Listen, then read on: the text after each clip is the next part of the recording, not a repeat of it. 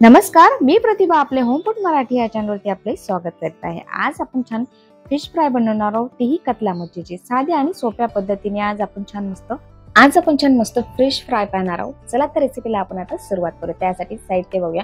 3 ते 4 हिरव्या मिरची घेतलेल्या, आल्याचा तुकडा घेतलेला आहे, 10 ते 12 लसणाच्या पाकळ्या घेतलेल्या आहे, अर्धा चम्मच मी लाल तिखट घेतलेला आहे, हळद घेतलेली आहे पाव चम्मच, चवीनुसार मीठ घेतलेलं आहे आणि थोडंसं मी काळं मीठ घेतलेलं आहे आणि अर्धा चम्मच त्यामध्ये जिरं घेतलेलं आहे आणि कोथिंबीर घेतलेला आहे आणि एक लिंबू घेतलेला आहे।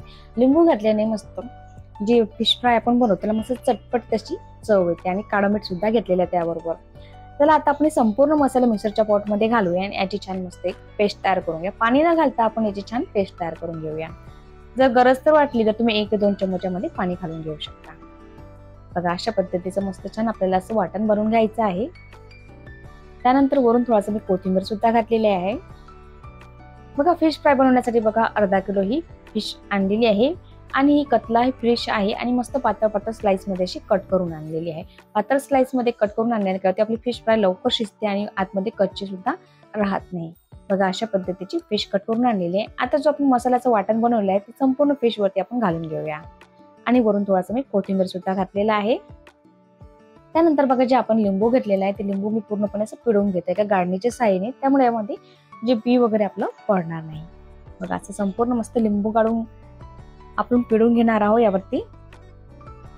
बघा आपल्याला थोडंसं मसाल्यासाठी लावण्यासाठी थोडंसं पाणी ओलसरपणा हवाय, तर लिंबू घालून थोडासा ओलसरपणा आपला बघा मसाल्याला आलेला आहे। आता व्यवस्थित आपण फिशला व्यवस्थित लावून घेऊया।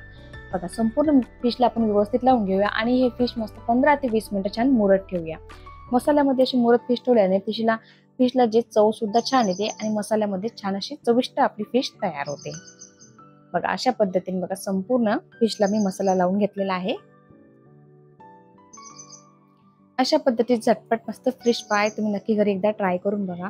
तुम्हाला जर माझी रेसिपी आवडली असेल फिश फ्रायची तर नक्की एकदा ट्राय करून बघा आणि लाईक, शेअर आणि सबस्क्राईब करायला विसरू नका आणि कमेंटद्वारे नक्की कळवा फिश फ्रायची रेसिपी तुम्हाला कशी वाटलेली आहे।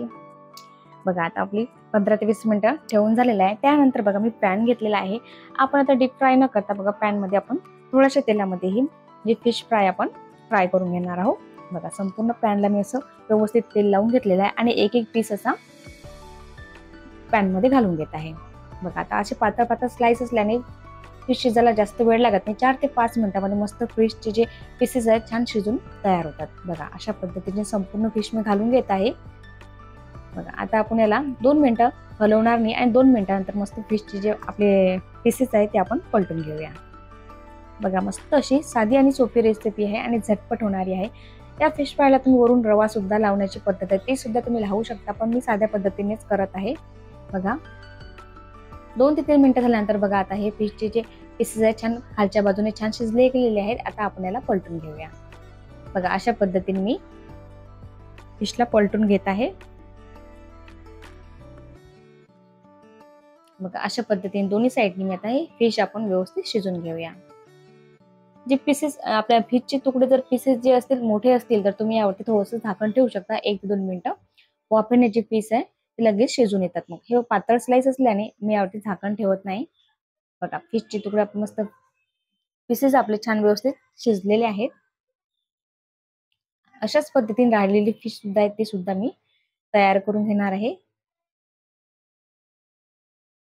बघा जी राहिलेली फिश आहे ती सुद्धा आपण आता अशाच पद्धतीने फ्राय करून घेऊया। बघा मस्त अशी आपली फिश साध्या आणि सोप्या पद्धतीने मस्त अशी तयार होते। बघा ती सुद्धा फिश आपली तयार झालेली आहे। तुम्ही भाकरी बरोबर, पोळी बरोबर किंवा भाताबरोबर तुम्ही खाऊ शकता किंवा असा सुक्का फिश फ्राय करून तुम्ही रस्सा सुद्धा बनवून घेऊ शकता। रस्स्याबरोबर सुद्धा तुम्ही अशा पद्धतीचे बनवू शकता।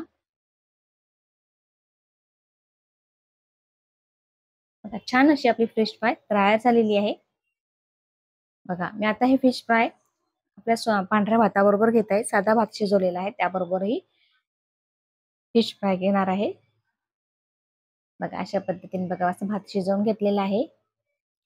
आता जी फिश आपण फ्राय करून घेतलेली आहे ते घालूया। बघा अशा पद्धतीची मस्त अशी झणझणीत आणि चटपट अशी फिश फ्राय ही तयार होते। अशा पद्धतीची फिश फ्राय तुम्ही नक्की ट्राय करून बघा आणि एकदा कमेंटद्वारे कळवा की रेसिपी कशी झालेली आहे। संपूर्ण रेसिपी बघितल्याबद्दल धन्यवाद. लगेच भेटूया नवीन रेसिपी सोबत. तोपर्यंत बाय.